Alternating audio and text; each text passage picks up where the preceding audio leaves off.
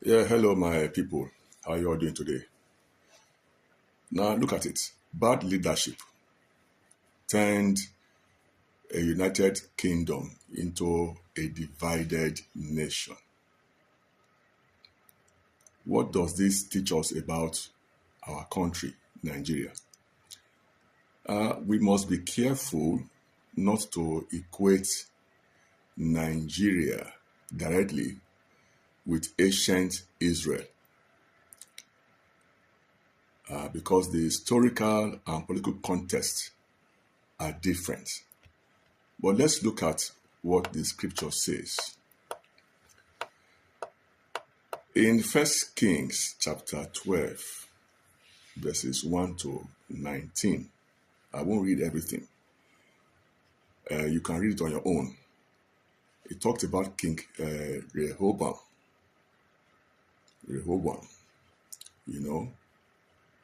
When Rehoboam became king, the people came to him with a simple request. And what was the request?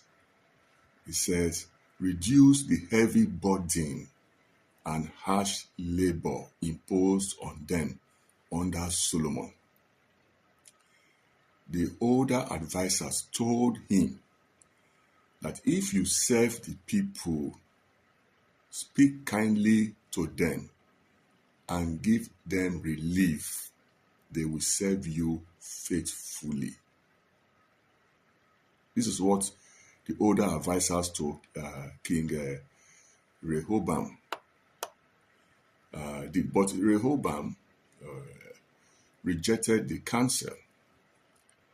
Instead, he listened to his younger advisors who encouraged him to become even harsher. I don't know who's currently advising our president, if he's listening to wise counsel. Now, what was King Rehoboam's response? His response was essentially, my father made your yoke heavy. That was under King Solomon. I will make it even heavier. So the yoke currently Nigerians are bearing, is it heavier than the one the former president left behind? That decision had devastating consequences. What were the consequences? First, the kingdom split. The 10 northern tribes rejected Rehoboam and formed a kingdom under Israel, formed the kingdom of Israel under Jeroboam. So only Judah and Benjamin largely remained with Rehoboam. In other words, bad leadership turned a united kingdom into a divided nation. What does this teach us about Nigeria? We must be careful not to equate Nigeria directly with Israel because the historical and political context are different. But the leadership principle is remarkably relevant.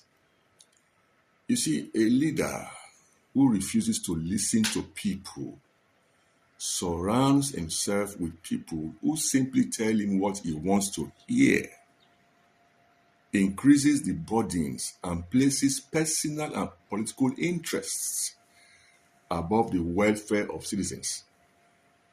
This can eventually create national frustration, division, and instability, as we are currently experiencing. Nigeria, over the years, has experienced poverty amid enormous resources, unemployment, and underemployment. I know what it is to be underemployed. I've experienced it before. Insecurity, corruption, weak institutions, rising public debt, ethnic and political divisions. Look at what's currently ongoing in Osun State in preparation for the gubernatorial election. It shows that it is more about personal interest rather than the interests of the people. Nigeria has experienced declining trust in leadership. So you see, the biblical warning is therefore not simply that we should not elect bad leaders.